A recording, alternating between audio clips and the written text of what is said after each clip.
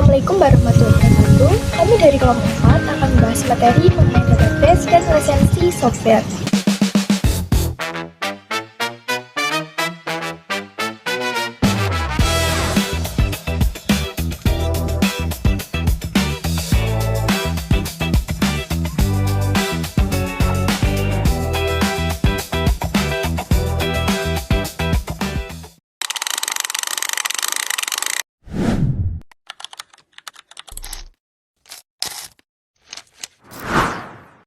Konsep dasar database.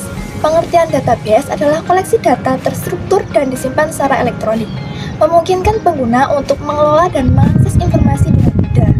Lanjut, peran database dalam sistem informasi kesehatan. Yang pertama, penyimpanan data terpusat. Menyimpan semua data pasien, rekam medis, jadwal, invensaris obat, dan informasi administrasi lainnya di satu tempat yang terstruktur. Yang kedua, integritas dan konsistensi data. Memastikan semua data akurat dan konsisten di seluruh sistem. Yang ketiga, ada akses data yang cepat dan efisien, memungkinkan staf medis dan administrasi untuk mengambil data pasien secara real-time ketika dibutuhkan. Sangat penting untuk situasi darurat. Dan yang keempat, ada audit dan pelacakan, memungkinkan pelacakan siapa yang mengakses dan mengambil data. Yang penting untuk audit dan kepatuhan. Selanjutnya adalah contoh penerapan database dalam sistem kesehatan. Yang pertama ada analisis data kesehatan, di mana akan menggunakan database yang besar untuk mengidentifikasi tren penyakit, seperti pola penyebaran ISPA, dan membantu perencanaan kesehatan masyarakat. Yang kedua, yaitu telemedicine dan IoT atau Internet of Things, seperti perangkat wearable. Kita akan mencontohkannya, yaitu jam tangan pintar, di mana jam tangan pintar ini akan mengumpulkan data vital seperti detak jantung dan gula darah secara real time dan menyimpannya di database cloud yang memungkinkan pemantauan jarak jauh oleh dokter. Kemudian kita akan membicarakan tentang resiko dan tantangan dalam pengelolaan database. Kita akan masuk ke dalam resiko utama pengelolaan database. Yang pertama, ada keamanan dan pelanggaran data. Ini adalah salah satu resiko terbesar.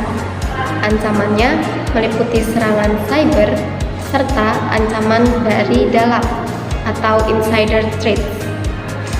Pelanggaran data dapat mengakibatkan pencurian informasi yang sensitif. Yang kedua, ada integritas data yang buruk, di mana data dengan kualitas yang rendah atau tidak konsisten dapat menghasilkan analisis yang salah. Yang ketiga, ada kegagalan sistem. Ini dikarenakan database seringkali terpusat. Kegagalan server tunggal dapat melumpuhkan seluruh sistem. Kemudian ada tantangan utama dalam pengelolaan database. Yang pertama ada skalabilitas dan volume data. Seiring pertumbuhan informasi, volume data yang dikelola juga meningkat pesat. Mengelola big data memerlukan infrastruktur yang kuat dan strategi skalabilitas baik horizontal maupun vertikal untuk menjaga kinerjanya. Yang kedua, ada keterbatasan sumber daya manusia. Terdapat kekurangan profesional database yang terampil dan berpengalaman untuk mengelola sistem database yang kompleks. Yang ketiga, ada biaya yang tinggi, di mana implementasi dan pemeliharaan sistem basis data memerlukan investasi yang besar untuk perangkat keras, perangkat lunak, dan personal terampil lainnya.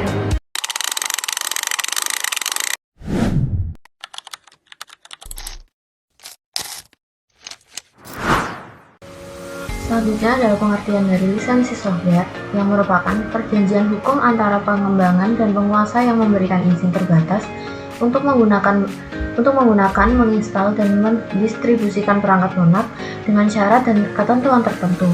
Lisensi ini melindungi hak cipta pengembangan, mengatur apa yang boleh dan tidak boleh dilakukan pengguna, serta menetapkan batasan penggunaan dan kewajiban seperti jumlah instalasi atau durasi penggunaan. Jenis-jenis lisensi dibagi menjadi 3 macam, yaitu berdasarkan hak akses dan distribusi, seperti lisensi teori atau dikembangkan perusahaan berbayar, pengguna hanya punya hak pakai terbatas, tidak boleh dimodifikasi atau didistribusikan ulang. 2. Lisensi open source. Kode sumber tersedia bisa digunakan, dimodifikasi, dan didistribusikan bebas. 3. Lisensi public domain atau hak cipta. Dilepas, bisa dipakai di siapa saja tanpa batas. Selanjutnya, berdasarkan model biaya dan penggunaan. 1. Lisensi komersial. Untuk tujuan komersial biasanya berbayar. 2. Freeware, gratis untuk digunakan tanpa batas, tapi tetap menggunakan hak cipta. 3. Shareware, gratis dengan fitur atau waktu terbatas untuk uji coba sebelum membeli. 4.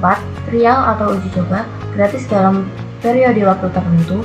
5. Non-komersial, hanya untuk penggunaan pribadi atau pendidikan, bukan untuk keuntungan. Selanjutnya, berdasarkan metode pembayaran. 1. Lisensi abadi atau perpetual, bayar sekali atau bayar selamanya versi terbaru. 2. Berlangganan, bayar rutin per bulan untuk akses berkelanjutan dan update.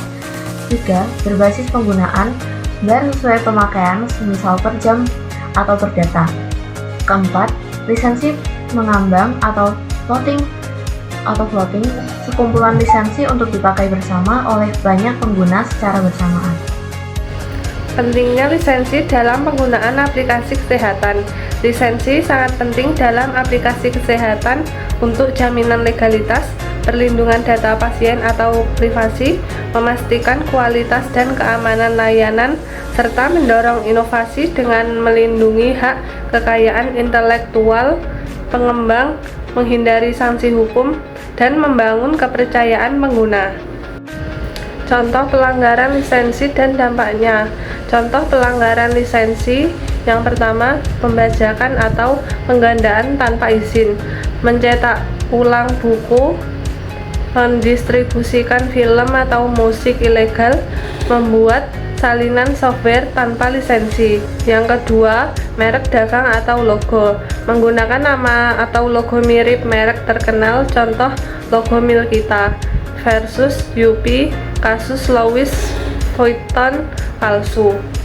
Yang ketiga, plagiarisme dan modifikasi, menggunakan karya orang lain tanpa atribusi atau izin, termasuk memodifikasi karya cipta tanpa izin. Selanjutnya ada dampak pelanggaran lisensi. Yang pertama, ada hukum. Pelaku bisa dikenakan sanksi pidana, penjara atau denda besar. Misal, kasus gudang baru kena denda 2 miliar. Yang kedua, ekonomi. Pencipta kehilangan potensi pendapatan atau penjualan musik atau film turun. Kerugian finansial bagi pemilik merek karena persaingan tidak sehat. Yang ketiga, ada reputasi. Citra merek atau produk asli dapat tercoreng. Contohnya seperti produk palsu merusak citra Louis Vuitton, konsumen bingung.